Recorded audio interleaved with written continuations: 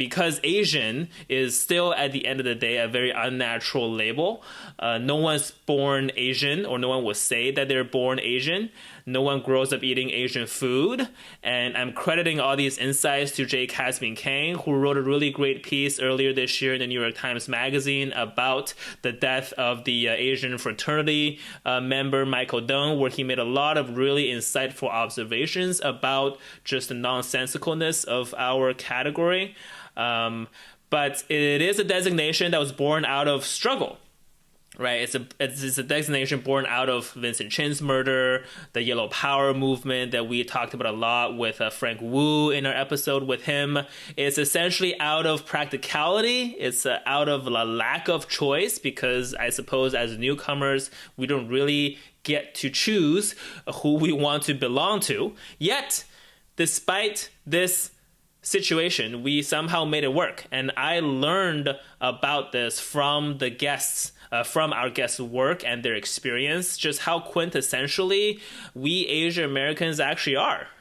I mean, if you think about Vivek Murthy's work, he's been writing a lot lately about loneliness as a health epidemic, as a former Surgeon General of the United States. And that's because it's a nationwide problem with mental health. It's not an Asian problem, even though Asian Americans do suffer from it as well.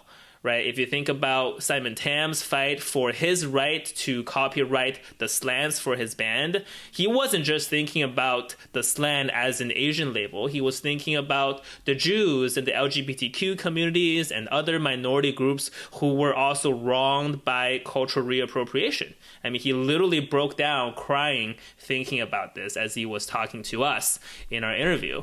And if you think about earlier trailblazers like Gary Locke, heck, he won his first governor race in Washington State in 1996 when the state was 88% white.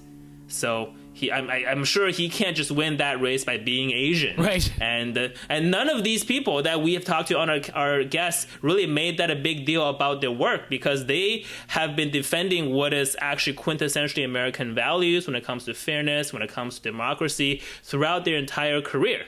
And at the end of the day, no racial category is perfect to begin with. Even the so-called white category, right? Polish Americans don't equal German Americans, don't equal Anglo-Saxon Americans, don't equal Italian Americans.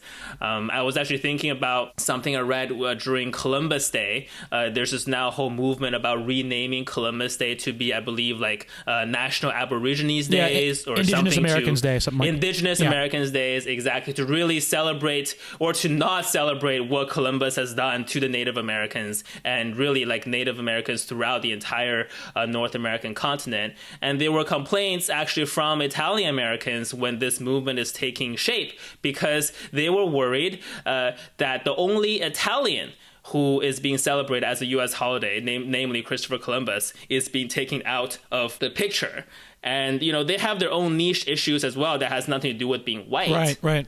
And all these kind of nuances makes me almost more accepting of this AAPI category, because frankly, our questions or our problems with it isn't just with us. There's categorization itself is just a very difficult problem, but we really have made it work for us, I think, and we'll continue to make it work going forward.